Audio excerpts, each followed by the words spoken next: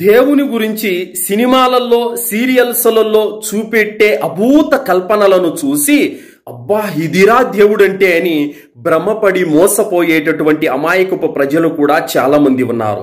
సోదరులారా, నిజ దైవాన్ని గుర్తించాలంటే దైవ గ్రంథాల ఆధారంగా గుర్తించగలుగుతారే గాని సినిమాలను చూసో సీరియల్స్ ను చూసో ఎవ్వరు కూడా నిజ దైవాన్ని గుర్తించలేరు. దైవ గ్రంథాలలో తెలపబడిన విధంగా ఆయన లక్షణాలను, ఆయన గుణాలను, ఆయన చిహ్నాలను బట్టి నిజ దైవాన్ని తెలుసుకోవాలే కానీ సీరియళ్లను సినిమాలను ఫాలో అయితే దైవం విషయంలో ముమ్మాటికి ప్రతి మనిషి కూడా మోసపోతాడు. ఎందుకంటే ఆ దైవం ఎలా ఉంటాడో ఇంతవరకు ఏ కన్ను కూడా చూడలేదు. దైవ గ్రంథాలన్నింటిలో ఇదే విషయం తెలియపరచబడింది. ఆ నిజ దైవాన్ని ఇంతవరకు ఏ కన్ను కూడా చూడలేదని చెప్పడం జరిగింది. మరి చూడనటువంటి ఆ దైవాన్ని వీళ్ళు మాత్రం ఏ విధంగా తెరల మీద చూపించగలుగుతారు?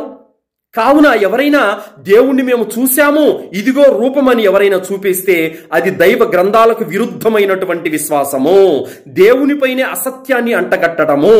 ముఖ్యంగా అంతిమ దైవ గ్రంథమైనటువంటి ఖురాన్లో సూరే అల్ అనాం 103వ ఆయతులో సృష్టికర్త అయిన అల్లా ఇలా తెలియజేస్తున్నాడు, లా తుదిరికుల్ అబ్సార్ వహువ యుద్రికుల్ అబ్సార్.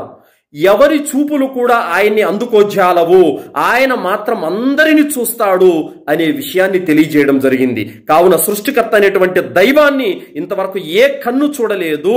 కావున సినిమాలు చూసి సీరియళ్లు చూసి మోసపోకండి. నిజ దైవాన్ని దైవ గ్రంథాల వెలుగులో తెలుసుకోండి. ముఖ్యంగా అంతిమ దైవ గ్రంథం ద్వారా నిజ సృష్టికర్తను ప్రతి ఒక్కరు